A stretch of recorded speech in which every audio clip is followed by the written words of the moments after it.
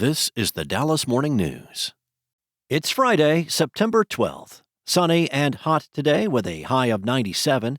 Clear tonight with an overnight low of 72.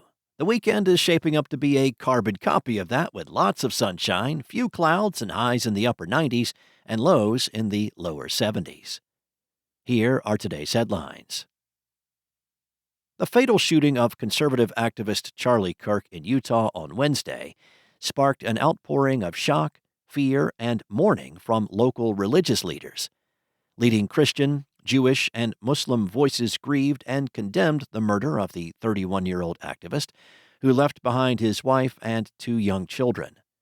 Some Dallas-Fort Worth faith leaders knew Kirk personally and reflected on his influence and legacy. Allie Beth Stuckey, a Plano native and host of the podcast Relatable with Allie Beth Stuckey, told the Dallas Morning News that Kirk invited her to speak at Turning Point USA's Women's Conference in 2017. From then on, he became one of her biggest supporters. Other religious voices focused on the unacceptability of political violence. Reverend George Mason, who founded the multi-faith group Faith Commons and led Dallas's Wilshire Baptist Church, said, "No matter your politics, violence diminishes us all. Nothing good comes of it. It only leads to greater polarization. Now is the time to prove that empathy is strength, not weakness." Mehdi Hasan, a leading Muslim journalist based in Washington, D.C., condemned Kirk's death while also drawing attention to the murder of a Democratic Minnesota lawmaker earlier this year. In other news, Irving-based subprime auto lender and dealer Tricolor Holdings filed for bankruptcy Tuesday and plans to liquidate its assets, according to court filings. The case comes after allegations of significant fraud. The Financial Times reported Wednesday that the U.S. Department of Justice was investigating. Tricolor operates over 60 dealerships across Texas, California, the Southwest, and Illinois. The company specializes in providing auto loans to members of the Hispanic community with little to no credit history, including those without Social Security numbers. On Tuesday, Fifth Third Bancorp, listed as one of Tricolor's secured lenders, reported to the U.S. Securities and Exchange Commission it had recently discovered alleged external fraudulent activity at a commercial borrower associated with their asset-backed finance loan. Tricolor filed for Chapter 7 bankruptcy, which includes liquidating the firm's assets. According to its bankruptcy filing, Tricolor had between $1 and $10 billion in assets and the same for liabilities. It listed more than 25,000 creditors. Next up, a motel manager was attacked and decapitated by an employee following an argument Wednesday.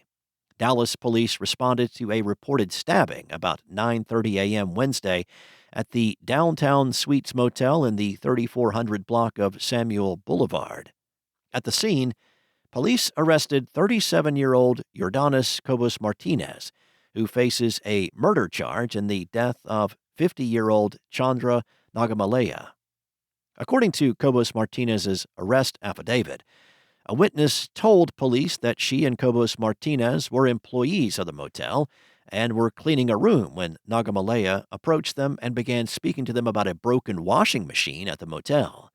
The witness told police Cobos-Martinez became angry that Nagamalaya was not speaking directly to him and was instead speaking to the witness to translate. Video showed Cobos-Martinez leaving the motel room and producing a machete, which he allegedly used to attack Nagamalaya. Nagamalaya then began fleeing through the parking lot of the motel, screaming as Cobos-Martinez chased him. As they reached the front office of the motel, Cobos-Martinez continued cutting Nagamalaya with the machete and pushed off his wife and son as they came out and attempted to stop the attack. And more than a decade ago at UT Southwestern, scientist Steven McKnight chased a compound that turns stem cells into beating heart muscle. That hunt led him and Dirk Gorlich of the Max Planck Institute for Multidisciplinary Sciences in Germany to a startling discovery. Some proteins carry low-complexity domains, meaning they don't always snap into a rigid shape as long assumed. For that work, The scientists have won the 2025 Albert Lasker Basic Medical Research Award and its $250,000 prize, which will be split between them. Often dubbed America's Nobels, the Lasker Awards spotlight foundational discoveries that improve human health and the public's understanding of science. In announcing the awards, the Lasker Foundation said McKnight and Gorlich transformed our understanding of a fundamental aspect of biology. McKnight said in an interview that his and Gorlich's work opens new lines of inquiry, from the biology of longevity to potential strategies against neurodegenerative diseases such as Alzheimer's. Thanks for listening. For more on today's stories and the latest breaking news, visit dallasnews.com. And to stay on top of everything in the DFW food scene, check out our podcast, Eat, Drink, DFW. A new episode just dropped. If sports is more your thing, check out Sports Day Insider and Sports Day Rangers. New episodes of each were just released as well. Just search for Sports Day Insider or Eat, Drink, DFW on whatever platform you listen to podcasts on.